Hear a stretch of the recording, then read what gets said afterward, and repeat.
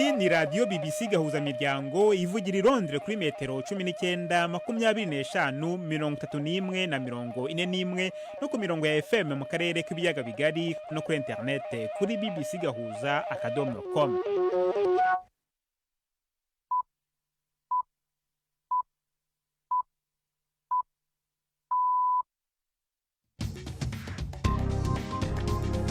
Ubu ni saa 10 n'igice ku isaha mpuzamahanga ya GMT, ni saa 12 n'igice ku isaha yo mu Rwanda no mu Burundi. Muri studio muri kumwe na Jacques Niyitegeka. Izi ni ingingo z'ingenzi zigize aya makuru. Muri Leta Zunze Ubumwe za Amerika, umukuru w'urwego rushinzwe kurinda umutekano wa perezida n'abandi bategetsi bo hejuru yeguye ku murimo ye nyuma yaho mu minsi ishize umugabo witwaje imbunda arashe agakomeretsa Donald Trump. Abantu 229 bamaze guhitanwa n'inkangu ebyiri mu majyepfo ya Ethiopia. Kenya yibasiwe n'indi myigaragambyo yatumye ubuzima bw'igihugu mu by'ubukungu busa n'ubuhagarara. Tubafitiye n'ikinamico urunana mwese ikaze muri aya makuru yo kuri wa kabiri, turi ku itariki ya 23 z'ukwezi kwa karindwi.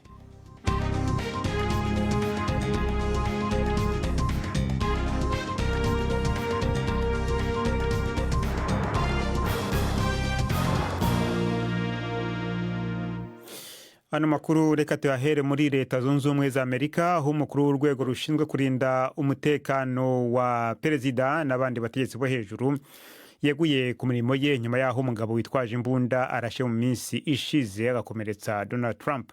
Ejo Kimberly Chito yamaganwe n'abadepite bo mu mpande zombi igihe hatagwa ibibazo n'akanama k'inteko nshingamategeko kagenzura imikorere ya leta n'inzego zayo, maze abadepite benshi bagasaba ko yegura. Kimberly Chito yagombye kwiyemera ko iraswa rya Donald Trump ryabaye igikorwa cyo kunanirwa gukabije ku rwego ayoboye ku buryo butari bwaboneke kuva aho hageragerejwe kwica Perezida Ronald Reagan hashize imyaka irenga 40.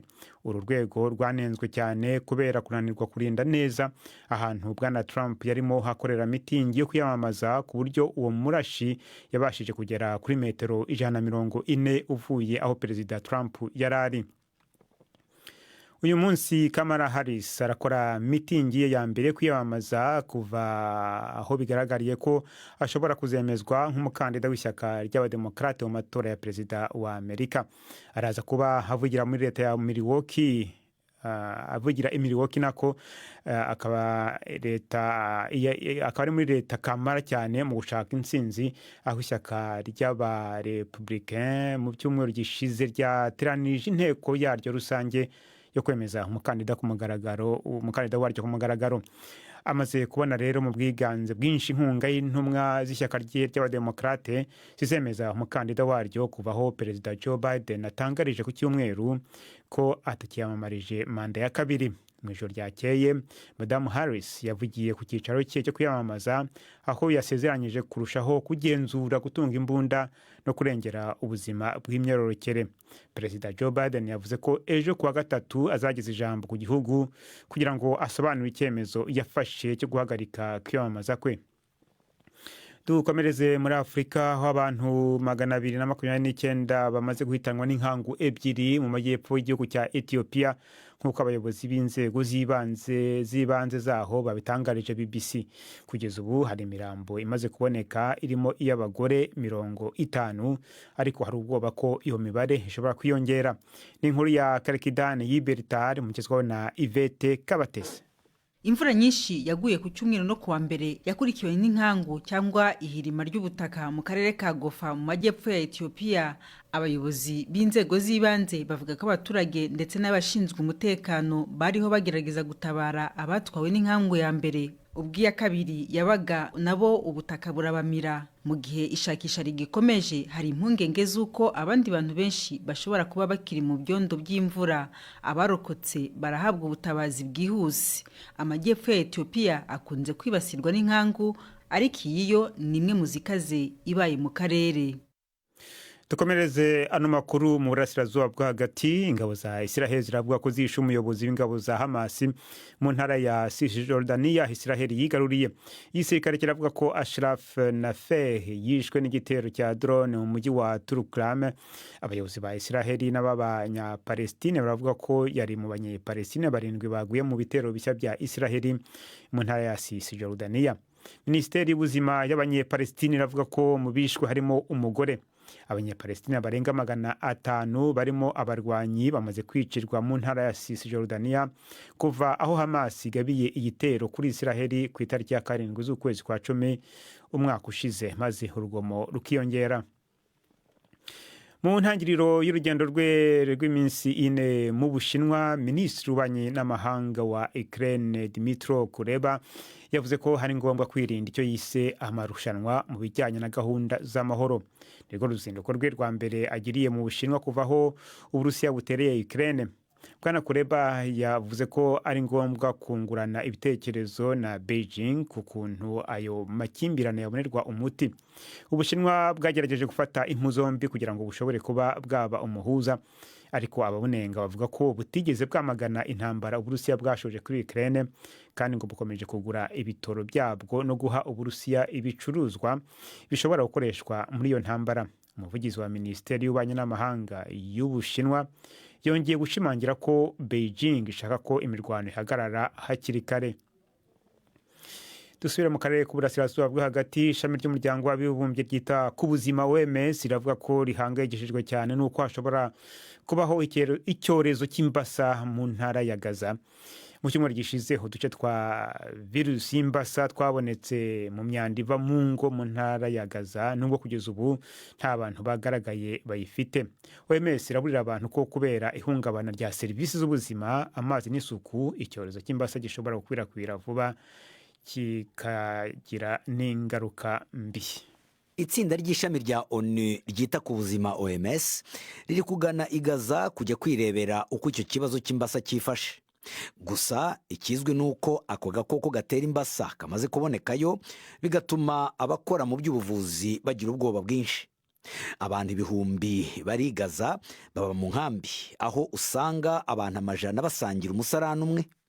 Inama babagira zo guhora boza intoki no kunywa amazi meza ntacyo zizashobora kubamarira benshi muri bo. Igihe cy'ubushyuhe no kutabona ibijyanye n'isuku bituma icyo cyorezo gikwirakwira vuba. Igihe ako gakoko kabonekaga mu cyumweru gishize, Israeli yahise itangira gukingira abasirikare bayo. OMS yabwiye leta ya Israeli ko gukingira abantu benshi batuye Gaza bikenewe, ariko ikererwa ry'abatanga imfashanyo hamwe n'inkunga bajyanayo ndetse n'ikibazo cy'umutekano giteye inkeke bibera imbogamizi umugambi wo gukingira abantu. Inkuru ya Imogen Fox mu ijwi rya Fere Gakwaya. Mukomeje kumva BBC gahuza miryango, madukurikiye kandi kuri Kisoro FM mu majyepfo ya Uganda.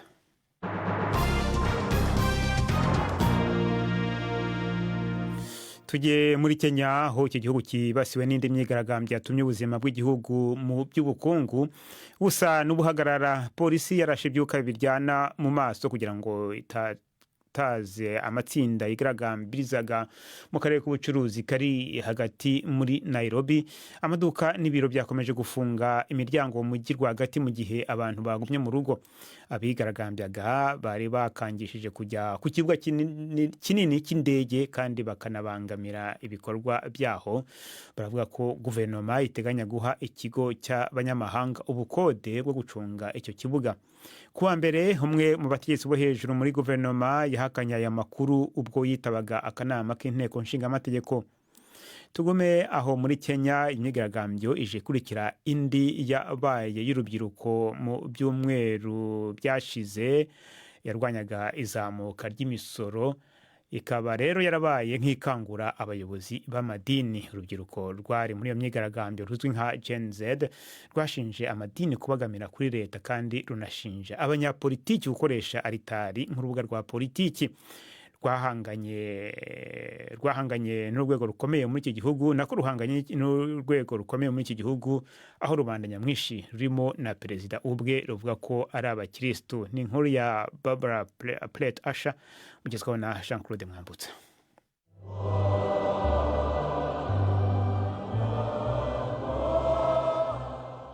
urubyiruko rwarirwa mu bihumbi ruteraniye muri bazilika yitiriwe umuryango mutagatifu. Ni ku cyumweru abayobozi b'idini gatolika bateguye iyi misa idasanzwe igenewe urubyiruko rwo muri Nairobi mu rwego rwo guha icyubahiro abishwe n'igipolisi mu myigaragambyo yamagana umusoro mushya. We pray for the soul of Brian Ramayan Kasian. Hari hashize ibyumweru misa imwe yo ku cyumweru irogowe n'urubyiruko rwasakurizaga imbere muri bazilika. Ni ibintu bitari byarigeze bibaho bikozwe n'urubyiruko rukoresha cyane imbuga nkoranyambaga ruzwi nka Gen Z. Urwumvaga kiliziya itararushyigikiye bihagije mu mugambi warwo wo kwamagana izamurwa rikabije ry'umusoro, ariko ubu Musenyeri Simon Kamomowe aravuga ko ijwi ryabo ryumvikanye.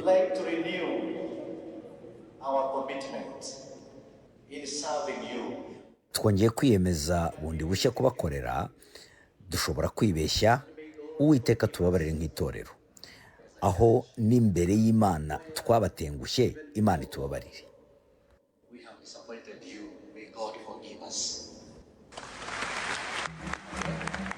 BBC yabajije umwe muri urwo rubyiruko witwa Yego niba babona amadini noneho abumva.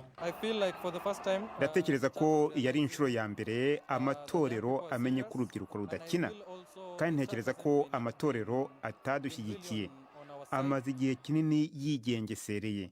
Mu by'ukuri urubyiruko rwakomeje gusaba rushikamye, maze ruzana ibisubizo kuruta uko amatorero yazanye ibisubizo muri ano mahinduka ajyanye n'ubukungu. Ubu turumva ko na perezida asigaye aho uburemere urubyiruko kurusha amatorero.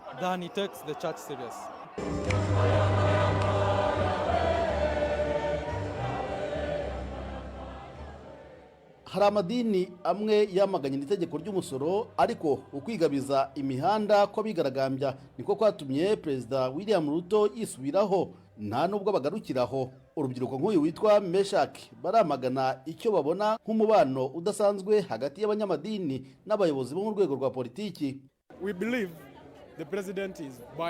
Dutekereza ko perezida agura amatorero, azahora ayakoresha uko yishakiye. Rero abayobozi b'amadini usanga bafite mu ntoki amabahasha y'amafaranga, bari kumwe n'abayobozi bakomeye ndetse n'abakozi bahoraho bo muri leta, kandi ibyo ntabwo ari byo dushaka nk'urubyiruko. Igihe rero kirageze kugira ngo bihinduke.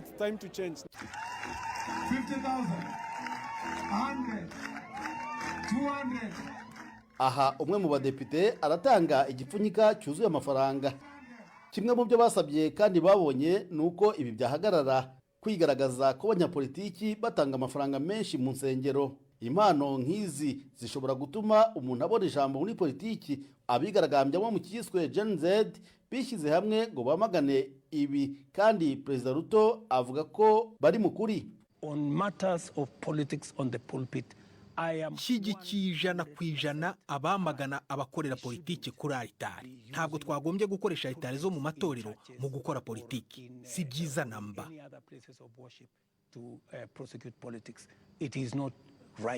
Gusa Perezida Ruto nawe yazamukiye muri uyu muco wo guhindura uyu mwanya nk'urubuga rwo kwiyamamaza. Umushumba Chris Kinyanjui ni umunyamabanga mukuru w'inama y'igihugu y'amadini muri Kenya, avuga ko imvugo za gikristu za Perezida Ruto zatumye abashumba bamwe batoroherwa no gusobanuza ubuyobozi bwa Kenya ibyo bukora. BBC yashatse kubaza icyo guverinoma ya Kenya isubiza kuri ibi, ariko umuvugizi wayo avuga ko ntacyo afite cyo guhita avuga muri iki gihe. Urubyiruko rwa Kenya rwabonye ijwi, kandi iryo jwi rifite imbaraga. Nirwo rugize igice kinini cy'abaturage, ariko kenshi ntibabona ko igihugu kibakorera. Kuri ubu Perezida ateze amatwi, kandi na Kiliziya nuko. Amatorero agizwe natwe. Niba itorero ryerekanye ko ritadushyigikiye, twitandukanya naryo. Niba twe nk'abayoboke tudahari, nta torero rishobora kubaho. Bagomba rero kumva ibibazo byacu, kubera ko ari twe tugize amatorero. igipolisi muri Uganda cyataye muri yombi itsinda ry'abigaragambya mbere y'uko batangiye imyigaragambyo irwanya ruswa bafunzwe n'abashinzwe umutekano ubwo bagendaga mu mihanda y'umurwa mukuru Kampala bitwaje ibyapa ndetse banaririmba indirimbo zamagana ruswa.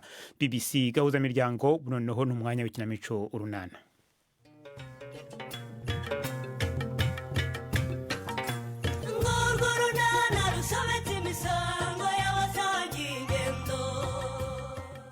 Nadine ngoramutse atameze neza byamugendekeye bite kwa Pascal ho rurakinga babiri n'urunana uracyari mu bike ariko waje tukagenda mukobwa sha kugira ngo nugupfa kugenda gusa se Pascal munyumvira uyu mugore iyo tudafite ikiraka ababogoza ikiraka kibonetse nabwo ngo si ugupfa kugenda wabuze iki se kandi ko abana bari mu biruhuko bari busigarane bene wabo ubwo wibagiye ko Muzara yazindutse yayura buri kanya namubaza ikibazo afite ati ndashonje Pascal kandi koko ni nk'aho abana bacu baburaye mukobwa sha nukore baburaye pe byera uruvuge ko baburaye kuko niko kuri Pascal none bagiye kwirirwa hano badafite n'icyo barya kandi byibura ku ishuri babagaburiraga wabyumvise kaze ngo turabwirirwa apo burya muracyaraho Muza nose ntiwatubwiye ngo ntitugire ahantu tujya Muza njye na so tugiye ku kiraka mumenye bari umuntu abanyu kandi ntimuzerenda bazi mwabana mwe none se ushaka kugenda utadusigiye ibiryo kandi uzi ko nijoro nta zibaho Muza ntugategeko nenda wa mwana we ariko rero si Muzara wenyine nanjye ndashonje mama mbiswa mbe nigendeye mama we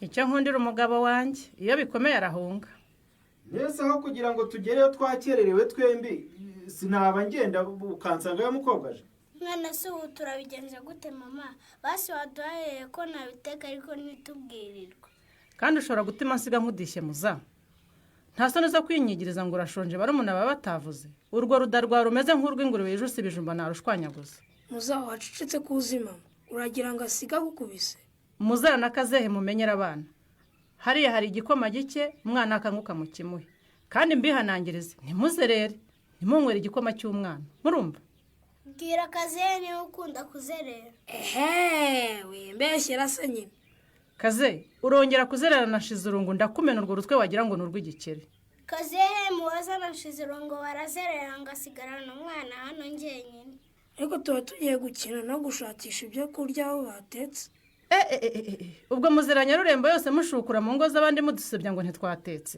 mwibeshye nsanga hari uwarenza amarembo yo kwa Rangwida ndabamena utwo tuguru tumeze nk'utwisande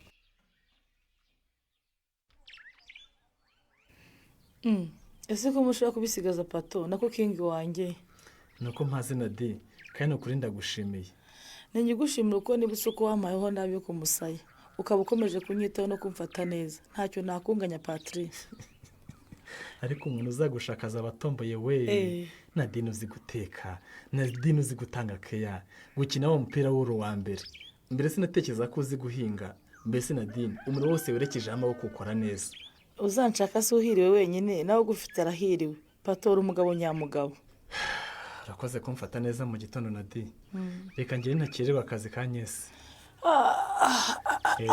naha nimugora rero ubwo ngubwo shushu be ntabwo uza kurya ku manywa se ese ubu impamba y'umunsi sinyibonye Nadine oya sha pato iyo utashye ku manywa tugasangira biranezeza koko se ni ukuri ibyo byakumanywa ntibyaryoha udahari Patrick ayiwe wakina di erega Patrick simeze neza nakomeje kwihagararaho ariko ndumva byanga pe urarwo ugacecekana di maze iminsi numva mfite isereri nkabyuka nkumva mfite intege nke ariko nkihangana ngo ntakugora pato nyumvira n'ukuri gutangora gutese ahubwo ninkomeza kumva ntameze neza ndajya ku kigo nderabuzima ubwo se ni ngombwa kwihutira ku kigo nderabuzima Nadine abaye ari nka gripe nda kugufata ntiwashaka imiti y'ibyatsi korohereza cyangwa ukanywa ibishyushye oya Patrick nkuko nabikubwiye maze iminsi ntameze neza ngomba kujya ku kigo nderabuzima urumva utanareba umujyanama w'ubuzima pe ni ukujya ku kigo nderabuzima niho nasuzumwa neza byangombwa bakamfatira ibizamini bitandukanye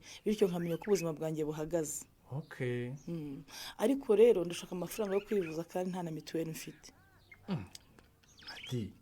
ubu ngo utunzangaha mu rugo rwanjye we n'umuhungu wawe mutagira ubwisungane mu kwivuza oya ndemeza warabufite kuko yanditse kuri se iyo bishyuye baramwishyurira ariko njye singireho nanditseho ngo wanyishyurire Patrick akira amafaranga ujye kwivuza kuko ndashaka ko umererwa neza Nadine. Utameze neza nanjye sinzi uko naba ameze. yewe urakoze kingi wanjye ni ukuri urakoze rwose urakoze cyane pe. Ngomba gukora uko nshoboye kose ukamererwa neza Nadine, kuko unyitaho kandi wahinduye ubuzima bwanjye Nadine. Karama ntakubeshya isima nshaka kuba uko nari imeze utaragera hano. Niko kuri Nadine, utaraza no sinari ndiho ko nari mbayeho nabi cyane. Narataga nkakirwa n'ibihuru byageze mu muryango, nkakirwa n'umwijima, none ndatankakirwa n'isuku, urumuri, ibiryo bitetse neza bihumura neza ku meza tayari, amazi ashyushye yo kwiyuhagira. Ahubwo se ubu ngubu nzaguhemba iki Nadine?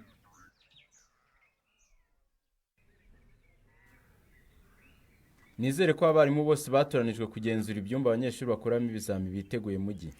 Twese turiteguye diregite. Ni byiza cyane. Mube hafi y'abanyeshuri, abafite ubwoba mubahumurize, murabizi ibihe nibiba biboroheye. Turabikora rwose diregite, kandi turabasengera bazatsinde neza. Good. Ikindi nari nguhamagariye rero, kwaro kukubwira iby'uruzinduko nagire mu bigo by'amashuri byo mu yindi mirenge. Yego. Mugi. Karame muyobo. Hari ikigo nageze mu mita numva nasaba kwandika nsaba kukimurirwamo. Mukadusiga muyobo. Icyo kigo kikinjiramo wakirwa n'umwuka mwiza uturuka mu biti biteye mu busitani bwiza buharangwa. Yawe ndumva ntangiye gutekereza Edeni. Uvuze Edeni rwose mpita nibuka ko Imana ikire mu muntu yahisemo kumutuza mu busitani. Yego rwose mu busitani bwa Edeni njya matekereza nkumva hari hateyemo ibiti bitandukanye, iby'imbuto ziribwa, iby'indabyo zihumura neza n'ibindi mbese amaso yacu atarareba. Nagize amatsiko mbaza impamvu bafite ubusitani bwiza buteye ibiti bitandukanye, iby'imbuto ziribwa n'izitaribwa nk'uko umaze kubivuga. Hanyuma bagusubije ngo iki muyobo? Barambwiye ngo ibiti bikesha karabu yo kurengera ibidukikije. Cyakozwe n'abanyeshuri rero? Abanyeshuri n'abarimu bari muri karabu yo kurengera ibidukikije nibo babikoze, batera ibiti, batera indabyo, banashyiraho amabwiriza yo kurengera ubusitani bwabo. Nibyo. Icyo kigo kigaho abana b'ingeri zose nk'abacu, kuva mu mashuri y'incuke kugera mu yisumbuye. Yego. Ariko nta mwana n'umwe ushobora gukandagira mu busitani. Mbega byiza. Byatumye nza mfite icyifuzo cyo kubakopera. Karabu yacu yo kurengera ibidukikije ikongerwamo imbaraga, igakora nk'iyabo. Gukopera ni byiza rwose, hari icyo bitwaye se muyobo? Okay. Mu nshingano usanganywe rero hiyongeyeho kuyobora karabu y'ibidukikije. Njyewe? Wowe rwose ubishyire muri gahunda zawe mu kwezi kwa 9 amashuri agifungura, muzagira icyo mukora. Muyobo rwose ndabashimira icyizere mungiriye, ariko mfite izindi nshingano nyinshi murabizi. Iyo nayo yiyongeremo mugi. Murabizi ninge responsable w'abarimu bo mu mashuri abanza, ngashinga isomero, amasengesho, nihajyaho n'ibidukikije. Impamvu ari wowe natekereje nuko nzi ko wabikora neza cyane mugi. Wikwirirwa uburana kuko mbishyize no mu nama y'abarimu ngo batore bagutora ndabizi. Kuko se nta handi hantu ugiye uje hano uri? Wangira ngo ugiye mu misa kuko wambaye neza cyane. Ariko ubwo uranyigirizwa n'iki muho? Nyamara ndaguhonda wa mwana we. None se sinshonje. Nyibwirira Ratarinda, umama wawe yakomereye kwambara ikanzu nziza gutya naho ugiye. Yabamburiza iki se kandi ari byampembye kuko nagize amanota meza. Abandi bana bagira amanota meza bakabahemba. Maze yananguriye marete nziza n'ibitabo byo gusoma. Mana yanjye we, nshize urungariye kaze. Ndabizi se. Cya gikoma cy'umwana yakimweye n'ukuri. Ubu se koko nakanguka ndamuha iki? None sinshize urungu we si umwana. Ni umwana ariko mama yavuze ko tugiye umutoya. Nanjye ndashonje. Muhoza vana imiteta aho ngaho. Ninde udashonje se? Ubu koko mama naza agasanga umwana we yashonje ndamukizwa n'iki? Ahubwo njye ndi wowe namuheka nkamumushyira. Genda akazi yabuze ubwenge, uragira ngo mama ndihireyo? Ndashonje. Ceceka wacyana, urarira ngo urashonje wabonye twe turya iki? Uretse nshize irungu wirengeje igikoma cy'umwana, hari undi bagize icyo akoza ku munwa. ni ukuri ndumva mbagirimo uzi ko wagira ngo nijoro ntimwariye. umva Linda di ubundi se twariye. aha hari ibijumba 3 gusa byonyine mama yabisataguye buri wese arya agace gato. n'ukuntu iwacu hari ibiryo byaraye ntimuzinge kubibaha. urakoze Linda we. Muhoza Cizirungu muze tujye iwabo wa Linda baduha ibiryo.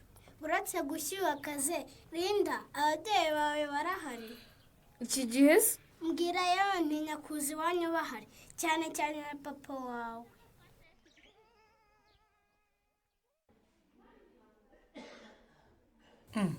kundi hano ugira icyo umbwira muga bimeze bite? Felicitation Nadine. uvuze ngo iki muga? uratwite Nadine akira ibisubizo birebera. uravugisha ukuri muga? iyi positive mwanditse igaragaza ko mwasanze ntwite se? yego. kuyise uhaguruka se Nadine? ndagiye muganga we ndagiye murakoze cyane. garuka wicare tuganire gato. reka nze noneho. Nadine ntabwo twasanga utwite ngo tukure ko ugende gutyo gusa kuko uba ugomba guhita utangira gukurikiranwa nk'umugore utwite. ndabyibuka rwose ariko byageze ntwite ndemezo. aha rero hari mu isuzumiro waje nkuje kwivuza none ibizamini twagufashe bigaragaje ko utwite. ugomba kuva aha ngaha wanditswe nk'umubyeyi utwite ukagirwa inama zihabwa abagore batwite ukanahabwa gahunda uzubahiriza kugira ngo ubuzima bw'umwana wawe n'ubwawe bube bwiza. erega byinshi ndabizi muga. niba ubizi se Nadine uba ufite mituweli? sinabonye wivuje ukishyura 100%. yewe muga niko bimeze ntawe mfite pe. mituweli rero ni kimwe mu bintu by'ingenzi umugore utwite agomba kuba afite kugira ngo woroherwe no kubona serivisi zose ukeneye ku kigo nderabuzima vuba. icyambere kwari ukumenya ko ntwite muga ibindi byihorere bizitabwaho ndabizi neza. none se ko wongeye kugenda ndumiwe koko.